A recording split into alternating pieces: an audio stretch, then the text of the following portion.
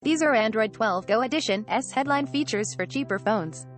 Chris Davies, December 14, 2021, 12 p.m. Central Standard Time. Android 12 Go Edition is set to arrive on new smartphones in 2022, but today Google is breaking out some of the Android 12 features which have been cherry-picked for the entry-level handsets. Targeted at those on a smartphone budget, Android Go Edition launched back in 2017 and is now in active use by more than 200 million. Each day, Google says, but the promise with the updated version is swifter app launches, more battery life, and smarter functionality. So, for example, there'll be up to 30% faster app launches, Google promises. The new splash screen API added in Android 12 will be used for standardized animations, making sure they don't slow access down, and animations in general should be cleaner and less laggy. As for when you're not using apps, Android 12 Go Edition will automatically switch them into hibernation. That saves on battery life since they're not hitting the CPU in the background, and also cuts down demands on storage capacity. It's a bigger deal for Go Edition phones, where saving on memory is one way manufacturers trim overall costs. Android pops up a notification if an app has been put into hibernation automatically, and if you don't use an app for a few months, it automatically removes its data permissions, has its temporary files wiped, and notifications shut off. However, the new Files Go app includes the ability to recover files within 30 days. That also means users will be able to restore files they may have deleted to save space. For data saving, rather than storage, Android 12 Go Edition taps Nearby Share for an alternative to traditional downloads.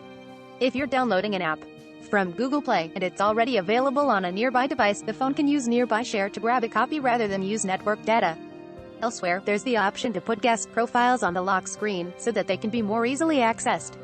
After that, they can be reset back to normal. A privacy dashboard has been added, which shows which apps are using things like the microphone or camera. It's possible to block them from that report too. A new privacy indicator on the status bar appears when the camera or microphone is being used. For location, there's now the option to use an approximate position rather than a precise one. You'll still get things like local weather reports Google suggests, but without having pinpointed exactly where you are.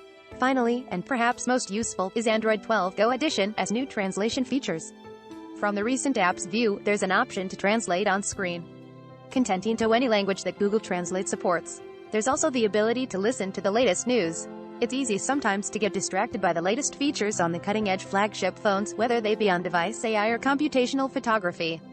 It's arguably much more difficult, however, to distill that functionality into a far more affordable handset targeting the sort of $100 price point that Google and its manufacturing partners have in mind. There, the constraints of processor, memory, and data networks, both prevalence and price, are more. Android 12 Go Edition will begin arriving on new phones in the new year, Google says. From the web, powered by Zergnet. Halo's Cortana actors are gorgeous in real life. Games you should play if you love strong female protagonists. Overacted gaming moments that made us all cringe.